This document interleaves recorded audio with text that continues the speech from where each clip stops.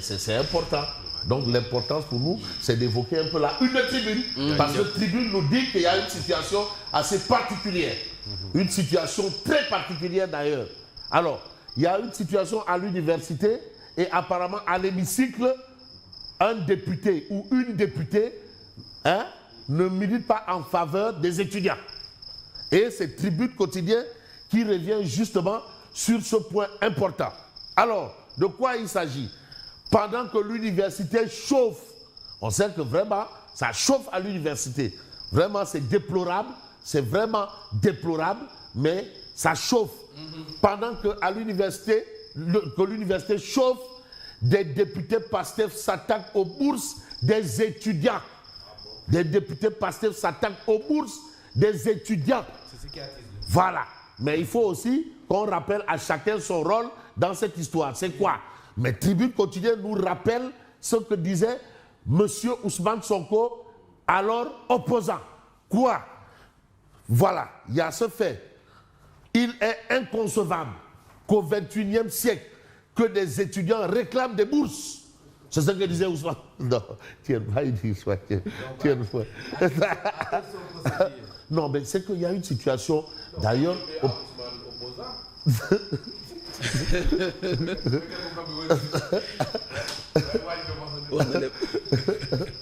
Non, jusque-là, on dit vraiment. En tout cas, voilà ce qu'a dit Ousmane Sonko. Mais on retient ce qu'a dit aussi la députée PASTEF. Il faut bien dire, députée PASTEF. On ne peut pas dire que tous les étudiants doivent percevoir une bourse. Tous les étudiants. Oh, elle nous a pris l'exemple du Canada, etc.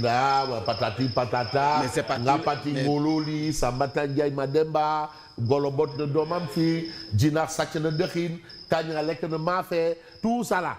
Pour nous expliquer un peu pourquoi elle considère cela. Ceci étant dit, Tribune Quotidienne nous livre, mais estime la députée Mamdiara Bey. Mamdiara Bey, c'est ce qu'elle déclare. Elle a dit que non, c'est pas normal, il va falloir orgaoué, patati, patata. Non, elle a donné son avis. Heureusement, sa collègue Awa John retropédale et demande des excuses. Bon, on sait un peu ce que... Quand on s'excuse, qui s'excuse fait quoi? C'est normal. Bon, on va retenir ça ainsi. Ainsi va la vie. Mais vous avez dérogation aux franchises et libertés universitaires vers un déploiement de la police sur le campus pédagogique. Un déploiement de la police sur le campus pédagogique. Ça, c'est ce qu'on a à la une de Tribune Quotidienne. Vous avez Abdoumbo qui s'est adressé à Olivier Boukal. Nous craignons le pire à l'université. Voilà ce qu'a dit Abdoumbo au ministre Olivier Boukal. Donc, la situation est là. Nous sommes tous là.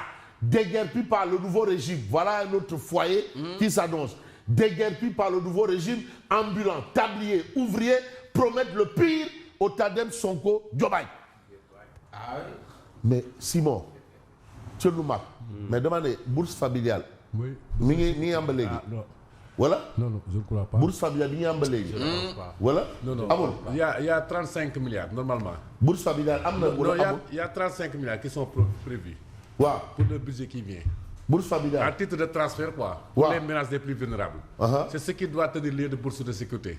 Mais c'était 252 milliards. Wow. 252 milliards. Et là, c'est 35 milliards qui sont projetés. Oui. Il l'appelle transfert aux ménages vulnérables. Dirigeant, version Macky Sall, n'existe plus. Donc, Amour, ça continue. Non, moi, vous entendu. Ouais.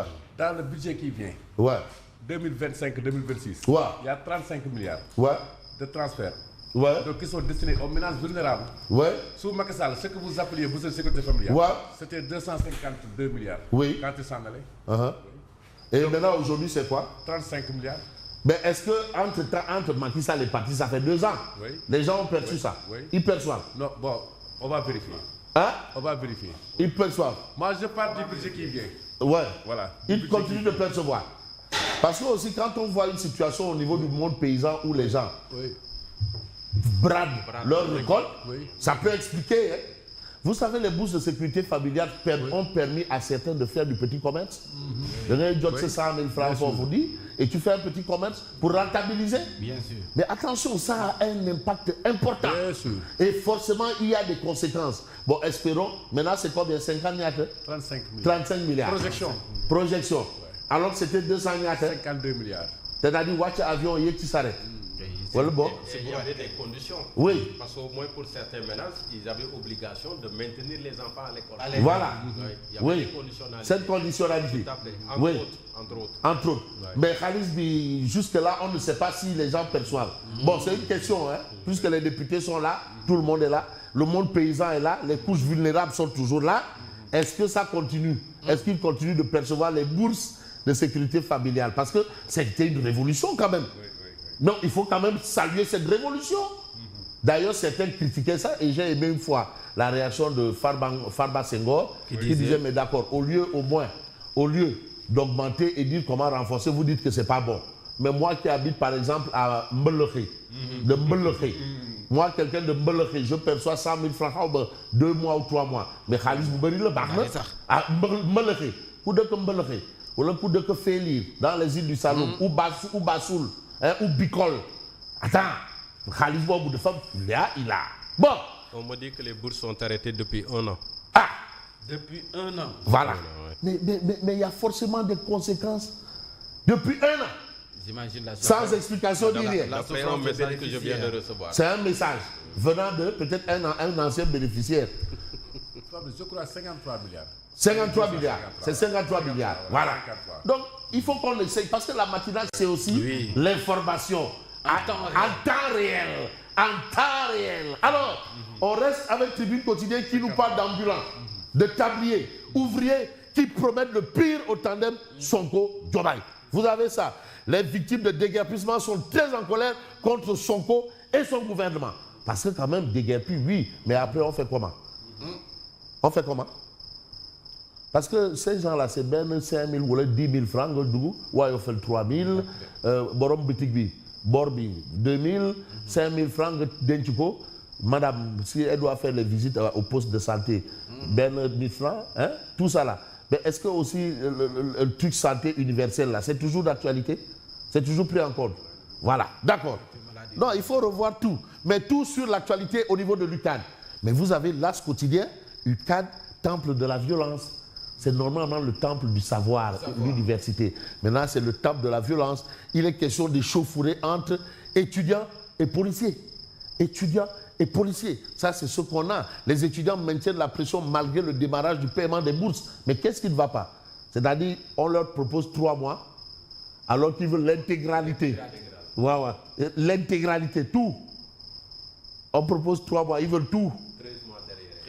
Mais am na ku jël jet privé bu ne dafa dem wuti xaalis ana xaalis non mais attention quand on parle de ce grand homme là vous riez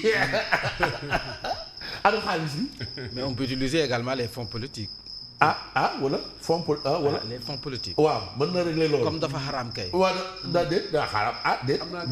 am naa gërëm non dafa xaraam wala dafa alal. dafa xaraam. dafa alal. am naa gërëm ma nga gànnaar. ma nga gànnaar. waaw ma nga gànnaar. maanaam jaan si pax. beau mentir qui vient de. Non, c'est un proverbe, hein. Ça c'est ce qui se dit, hein. Faut pas penser que oui, parce que comme Abdou Nguer nous a dit que maintenant, c'est-à-dire Njort, ça te mène en instruction. Le Njort là, Njort. Est-ce que tu n'as pas voulu, tu n'as pas eu l'intention? Instruction. Voilà. Alors, on a l'actualité avec, bien entendu, Direct News. Mais Direct News parle de tension à l'UCAD, mais il est aussi question de sécurisation du campus. C'est un bien public. Mais l'État doit assurer la sécurité des personnes et des biens. L'UCAD, ce n'est pas que des étudiants. L'UCAD, c'est aussi des infrastructures, c'est un personnel, c'est beaucoup de choses en même temps, c'est des commerces. Je crois qu'il y a des petits magasins et autres, ou bien ça n'existe plus. Bon, je ne sais pas. En tout cas, le conseil académique autorise le recours aux forces de l'ordre. Donc, le recteur a eu l'onction du conseil académique. Parce que la situation a commencé à dégénérer. Parce qu'il faut quand même préserver, quand même, maintenir les lieux. Parce que, non, Mambay, on a quand même connu une certaine situation où des coupes et autres ont été sortis des chambres à l'université. À l'université, oui. Attends, mais on a eu... de communautés. Mais on nous a parlé de choses que je n'aurais jamais imaginées au Sénégal. Hein? Des flingues contre Kekendo. Hein? Mais non. Mais attends, mais on ne va pas quand même. Mais un homme averti en vaut deux. Ces situations-là, mais attends, ça, c'était là. On l'a vécu. Où on a fait des fouilles et on a trouvé des armes. Mais attends, des coupes, des machettes. Des machettes. Ça quand même, on ne va pas quand même remettre ça. Donc voilà un peu cette situation. Mais situation oblige, vous avez le point actuel qui nous dit affrontement policier étudiant à l'UQAD pour le paiement des bourses. Le recteur enjambe les franchises universitaires. Le professeur Aliou Badara Kandi, recteur de l'UQAD, s'adosse notamment sur la loi numéro 94-79. Voilà, c'est ça. C'est ce qu'essayait d'expliquer Simon tantôt. Et le conseil académique pour autoriser l'entrée des forces de l'ordre dans le campus. Le FDR, opposition, exige des négociations sérieuses avec les étudiants qui invitent à renoncer à la violence. Parce que quand même, la violence, bon, on nous dit que c'est l'art des faibles.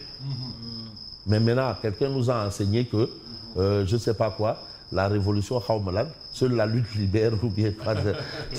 On nous a donné beaucoup de tournures. Bon, de toutes les façons, il faut quand même baisser la tension. Madame, non, non. Non, voilà, non, nep. Comme ça, au moins, voilà.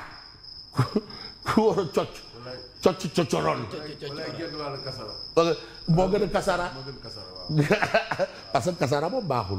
genn wàllu kasara moo gën a kasara ah ku cocc na cocc coccorol parce que cocc coccorol baax na waaye na nooy. Voilà. Donc vous avez ici la DER/FJ met les handicapés, les entrepreneurs à l'honneur. Je crois que c'est aujourd'hui la journée internationale des handicapés. C'est aujourd'hui. Hein? Donc la DER/FJ est au rythme justement de cette journée. Mais on va parler d'une journée quand même assez chaude à l'université Cheikh Anta Diop de Dakar. Affrontement à l'université de Dakar, franchise pour la violence. Franchise, très beau titre, pour la violence. Les FDS autorisés à pénétrer dans le campus, les travailleurs craignent des violences physiques. Attention, là maintenant on dépasse le niveau de la contestation. On n'est plus dans la contestation. Il y a plusieurs méthodes de contestation. Bon, ben, ils ont mis les brassards rouges, ils ont fait le concert de casserole et de mbada.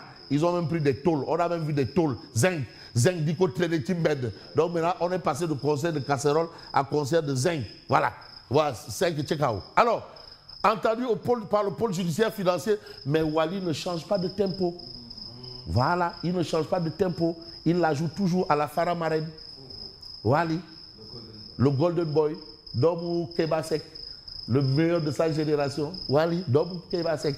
Wali Sek, il est là. Il a joué franc jeu. Il n'a pas changé de tempo. Mais pour aller au rythme de l'actualité, vous avez Walf Quotidien, crise Bissau-Guinéenne et rapport du SIG Sénégal-France. C'est désorienté. La diplomatie désorientée. Et là, c'est le président de la République qui est mis en avant. Il y a une fracture. Et regardez bien l'image. Le président de la République est mis en avant. Désorienté. Pourquoi? Vous avez deux personnalités. Alors que la diplomatie relève exclusivement du... Voilà. Mais maintenant, le Premier ministre, l'outil Yoram. Ah, en tout cas, voilà un peu l'image que nous flanque Walf Quotidien. La diplomatie désorientée. Assemblée nationale, El Malik qui nous a dit que Wadi de fait de mouti Khalis. El Malik Ndiaye en croisade contre l'absentéisme. Parce qu'il y a des absentéistes, des députés vraiment. Mais moi, Abdoulaye Sylla écoutera. Moi, je ne l'ai jamais vu à l'Assemblée. Mais Anomou, hein, Abdoulaye Sylla écoutera. Mais de toutes les façons, vous avez Odia. Odia parle, il faut d'urgence des enseignements sur l'ordre et la discipline. Ça, c'est Daouda Ngom. Voici les nouveaux professeurs. Et les nouveaux professeurs, c'est qui? Nos bourses. Et voilà, plutôt des cours sur la science, éco et gestion. La situation est là. Et moi, j'en ai fini et je vous dis merci et bonne continuation. Merci à vous, Fab.